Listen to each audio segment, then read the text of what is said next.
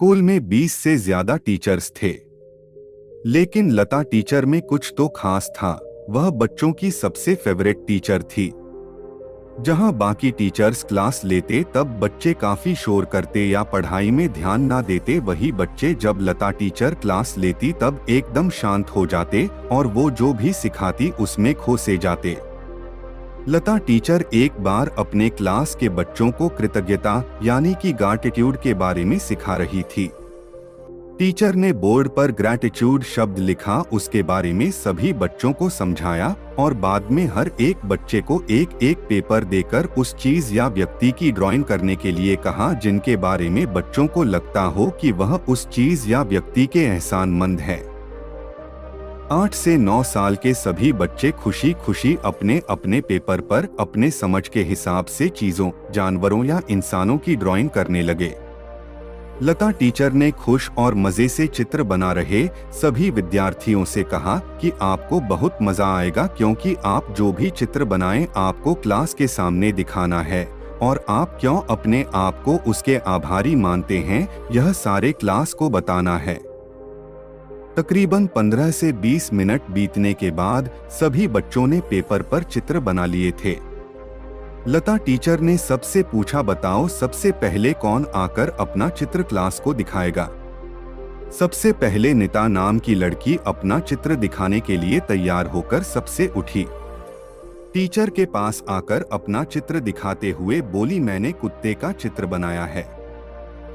मैं मेरे घर में जो कुत्ता है उसकी आभारी हूँ, क्योंकि वह मेरा सबसे अच्छा दोस्त है।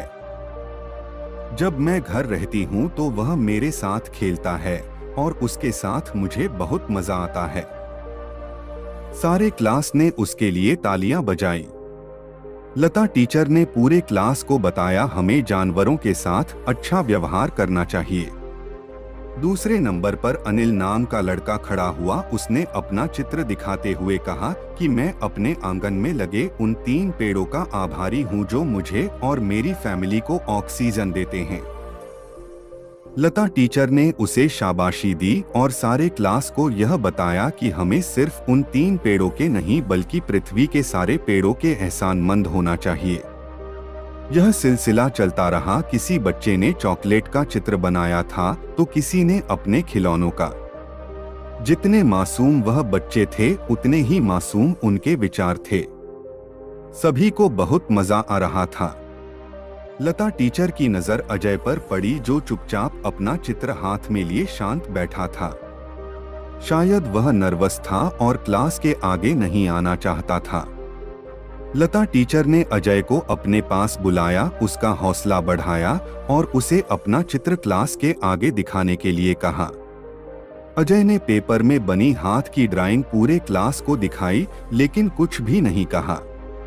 तब लता टीचर ने क्लास के बाकी बच्चों से कहा कि चलो तुम सब गेस करो कि यह हाथ किसका हो सकता है। अजय बताएगा कि आपका जवाब सही हो या नहीं। एक बच्ची ने जवाब दिया कि यह हाथ पुलिस वालों का होगा, क्योंकि पुलिस वाले हमारी रक्षा करते हैं। अजय ने ना में सिर हिलाया। दूसरे बच्चे ने कहा कि यह हाथ भगवान का हो सकता है, क्योंकि भगवान के तो सभी आभारी होते हैं। अजय ने फिर से ना कहा। अगले बच्चे ने कहा यह हाथ अजय का है, क्योंकि वो अपने हाथों का आभारी है। अजय ने उसे भी ना कहा। जब कोई भी गैस नहीं कर पाया कि यह हाथ किसका हो सकता है, तब लता टीचर ने अजय से ही पूछा कि अब तुम ही बताओ बेटा यह किसका हाथ है। अजय उस चित्र को टीचर की ओर दिखाता है और कहता है, टीचर ये आपका हाथ है।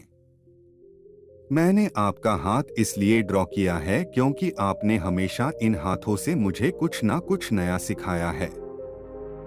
जब एक बार मैं झूले से गिरने वाला था तब आपके इन्हीं हाथों ने मुझे गिरने से बचाया था।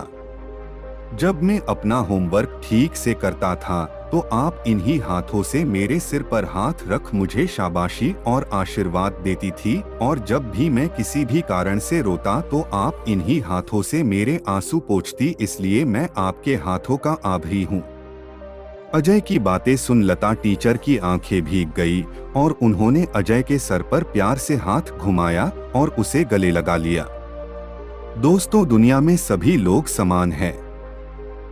सभी को एक समान सिर, पैर, आंखें, कान, नाक और बाकी के अंग है, लेकिन जो सबके पास अलग अलग है वो है लोगों की सोच, उनका स्वभाव। ये स्वभाव ही है जो लता टीचर को बच्चों को उनका फेवरेट बना देता है और बाकी के टीचर्स को नहीं।